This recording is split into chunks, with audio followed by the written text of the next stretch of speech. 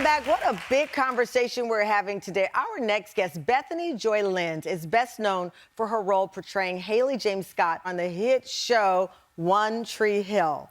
But what fans did not know is that behind the scenes, her real life was far from picture perfect. In fact, she says it was filled with fear and control because she didn't realize that she was in what she now calls a cult. Take a look at her story. We know Bethany Joy Lenz as the wise, practical friend, Haley James Scott from the hit show One Tree Hill, which premiered in 2003 when Bethany was only 22 years old. Within a year of starring on the show, Bethany joined what she thought was a weekly Bible study group in Los Angeles. But this July, Bethany made headlines when she revealed on her podcast, You know, I was in a cult for 10 years and 10 years of recovery after that. So there's a lot to tell. Bethany claims she endured mental, spiritual, and financial abuse, and that it built up over time as she became more isolated from friends and family, missing weddings, birthdays, and turning down dream roles. And while her co-stars and family expressed concern, it wasn't until One Tree Hill ended in 2012 that Bethany finally decided to leave. Despite overwhelming feelings of shame, Bethany was finally able to break free. And now she's sharing her story to help others recognize the signs and fight for their own freedom. Wow. Joining us for a daytime exclusive interview, please welcome Bethany Joy Lenz. Bethany, come on out.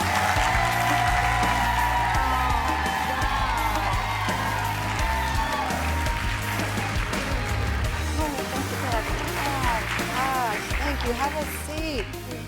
You see the audience standing up and smiling at you. This is, I don't even know where to start. So I'll start with the basic. Mama. I'm telling you, because it's really, I remember seeing the headlines, and then when the team said that you were ready to talk at a daytime exclusive, this seemed to come out of nowhere. You were on the podcast Drama Queens, yes, with Sophia Bush and Hillary Burton Morgan, yeah, and then you revealed this secret.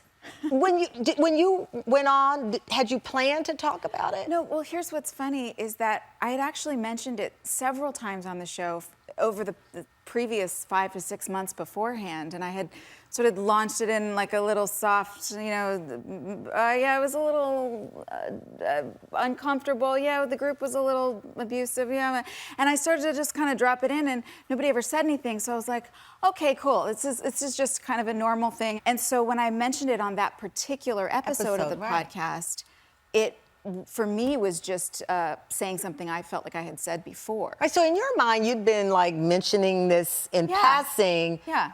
But why did it take hold this time? I don't know, slow news day, I guess. I love it.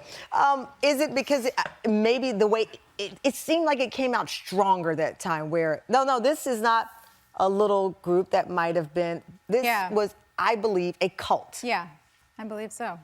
Let's go back to what you thought you were joining, which was a Bible group, or as Bible. Yeah, how would you describe what you thought you were signing up for? I would say a lot of modern Christians in the Western world would participate in something like a Wednesday night Bible study. Yeah, I've done that. I'm sure a lot of people in the audience have done that. It's more casual. It's kind of conversing and talking about life and Bible. Yeah, exactly. So that just felt really natural and normal to At me. that time in your life, what were you seeking? Were you seeking friendship? Were you seeking some kind of spiritual balance in your life? What was happening in your life? Yeah, I mean, I had grown up stomping around the city. I lived in Jersey when I was 12. We moved there, and I was an only child.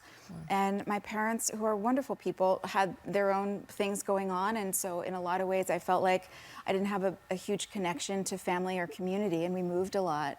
There were just all kinds of very human problems. Right. And so I wanted to find a place that felt safe, that felt like I had just moved to Los Angeles from New York, so I didn't know many people. Right. And it really just felt like, oh, community, God just dropped this community in my lap. And it seemed really lovely. It seems like something people would want to be part of. Yeah, absolutely. You had an interview with Variety, and you quoted, NXIVM cult member turned whistleblower Mark Vicente. Yes. And in this quote you said, nobody joins a cult. You join a good thing. Nobody walks into a situation and says, sign me up. I want to, Screw up my life. Yeah. Right. I want to screw up my life. Yes. Yeah. So. No, nobody says that. Nobody of says course. that. And that's why I always tell people to be careful. We do a lot of shows, for example, on people who've been defrauded or scammed. Everyone believes, like, I would spot the signs. I did a crime show for years. Trust me, you don't spot the signs. You don't know until you're sometimes in it or out of it. And these kinds of malignant narcissists that are in these positions of power, often they know what to look for. So they know how to target people based on, within a few conversations, they're able to dissect who's going to be susceptible to their gaslighting and love bombing and all those things, and who's going to catch on. And so they target people intentionally. But it's tricky too, because here you are, hugely famous on this very popular show, and there were whispers, as I understand it, while you were filming One Tree Hill. Yeah. What were the signs that people were whispering about? Well, everybody thought I was in a cult. And they were right. Well, where did they get that impression? Yeah, why was I so weird, right? Like, what was it that they were like, it's what the heck? Hollywood. People call it Hollyweird. You know that. Yeah. Here's what you don't run into every day is the isolation. And so people will intentionally, if you're in a group like this, a high demand group, there will be an intentionality around isolating you from anyone who is not a part of or supportive of the group. When you look back at it, what was the first sign of isolating you?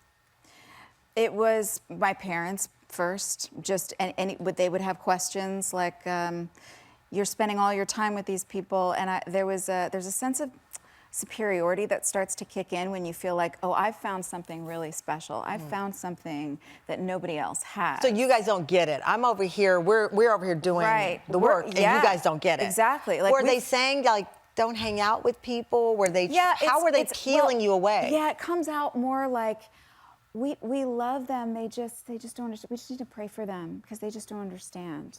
So it's a very insidious way of, it's like getting away with gossip. You get around the gossip thing by saying, we got to talk about so-and-so because that person needs prayer, and let me tell you everything I know. You know what I mean? Like, that's not, so it's using that tactic, but in a very methodical way to where you first they first strip you of your trust with your family, then your friends, and then anybody else who's peripherally not supportive or even voices. They chip away at the circle, and then suddenly it's you and them. What did you think you were getting in return at this point? Oh, I felt like I was being loved. I felt like I was, because this is what love bombing really does.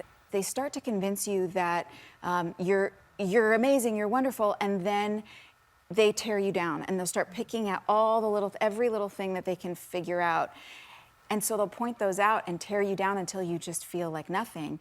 And then they start to build you back up again. And so it's like, oh, these people love me in spite of the fact that I'm just such a mess. I'm so awful. You love me anyway. I need that in my life. Yeah. And the hard part is, we are all broken, and we do all need unconditional love. Yeah. And so to use that as a mechanism to really mess with someone and then abuse them and get what you want out of them, it not only messes with your ability to just trust people, but your own ability to trust God and that source that we need to find love from. Oh, wow. It's a whole bag of worms, man. You are so, I'm a very energy-centric person, and the resilience that you are showing right now, after 10 years of that, I am sure people are wondering, like, how did you break the cycle and find this laughter and find this joy?